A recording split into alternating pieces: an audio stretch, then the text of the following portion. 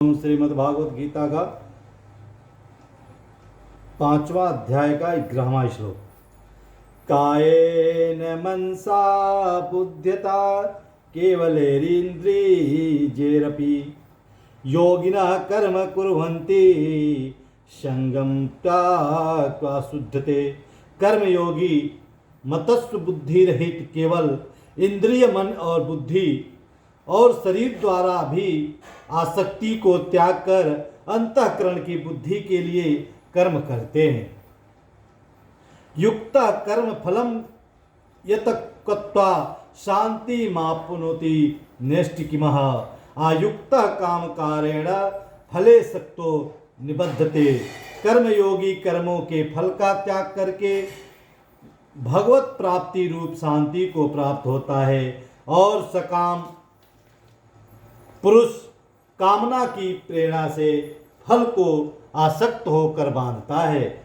सर्वकर्माणि मनसा संन्यासते सुखम वशी नौ द्वारे पुरे देहि नैव कुर्वन्तः कार्यनः। अंतःकरण के जिसके बस में है ऐसा सांख्य योग का आचरण करने वाला पुरुष न करता हुआ और न करवाता हुआ ही 9 द्वारों वाले शरीर रूप घर में सब कर्मों को मन से त्याग कर आनंद पूर्वक सच्चिदानंद घन परमात्मा के स्वरूप में स्थित रहता है। न कर्तृत्वं न कर्माणि लोकस्य सृजनी प्रभः न कर्म फलम संयोगम स्वभावस्तु पर्वते। परमेश्वर मनुष्य के न तो कर्तापन की न कर्मों की और न कर्म फल के संयोग की ही रचना करते हैं, किंतु स्वभाव ही वर्त रहा है।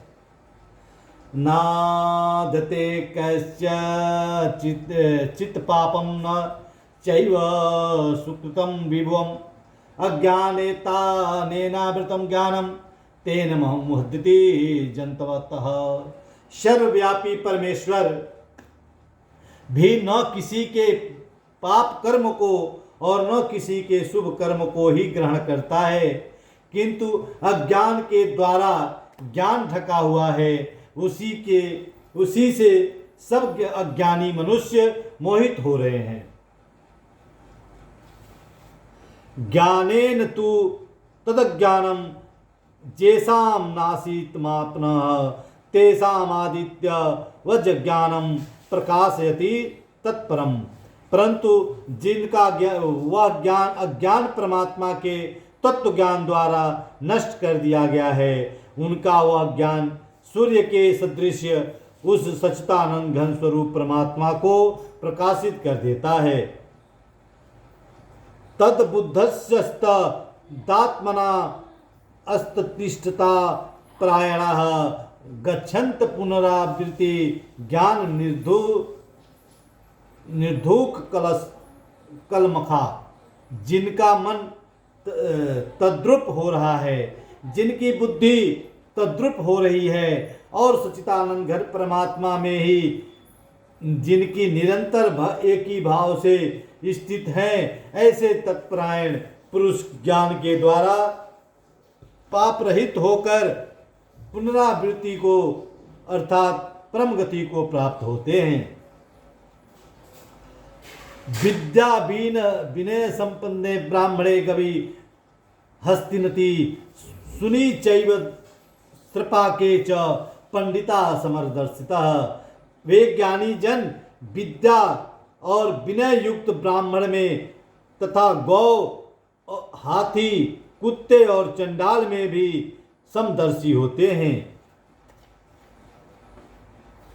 इहैव तेजर्चितः सर्गो जेषां शाम्भे स्थितं पुनः निर्दोषम ही सम ब्रह्मणा तस्माद् ब्रह्माणि ते स्थितः। जिनका मन स्वभाव में ही स्थित है, उनके द्वारा इस जीवित अवस्था में ही संपूर्ण संसार जीत लिया गया है, क्योंकि सच्चिदानंद घन परमात्मा निर्दोष और सम है। इसमें वे सच्चिदानंद घन परमात्मा में स्थित हैं।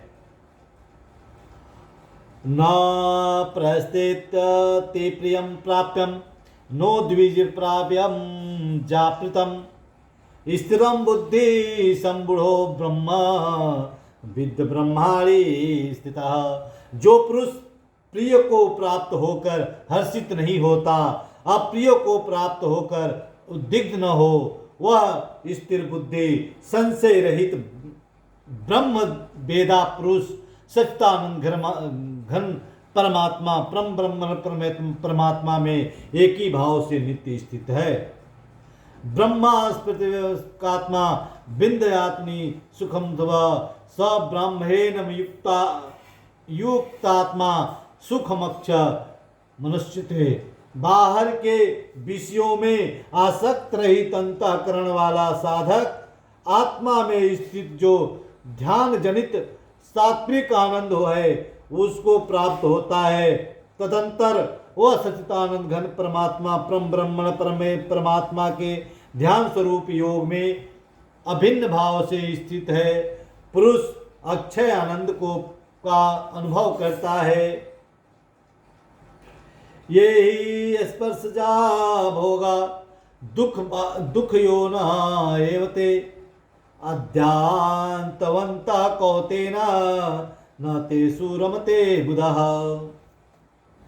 जो ये इंद्रिय और विषयों के संयोग से उत्पन्न होने वाले सब भोग हैं, यद्यपि विषयी पुरुष को सुख स्वरूप भासते हैं तो भी दुख के ही हेतु हैं। इस और आदि अंत वाले अर्थात अनित्य हैं। इसलिए हे अर्जुन, बुद्धिमान विवेक की पुरुष उनमें नहीं रमता।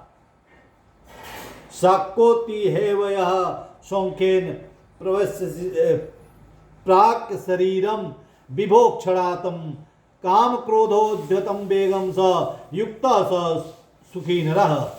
जो साधक इस मनुष्य शरीर में शरीर का नाश होने से पहले ही काम क्रोध से उत्पन्न होने वाले वेग को वाहन करने से समर्थ हो जाता है, वही पुरुष योगी और वही सुखी होता है। योयंता सुखो अंतरात्मा रामतस्थानो ज्योतिरेव च स योगी ब्रह्म निर्माणम ब्रह्मभूतो गच्छितः। जो पुरुष अंतरात्मा ही सुख वाला है, आत्मा में ही रमण करने वाला है तथा जो आत्मा में ही ज्ञान वाला है, वह सच्चिदानंद घन परमात्मा के साथ एक ही भाव को प्राप्त सांख्य योगी शांत ब्रह्म को प्राप्त होता है। लभन्ते ब्रह्म निर्वाणा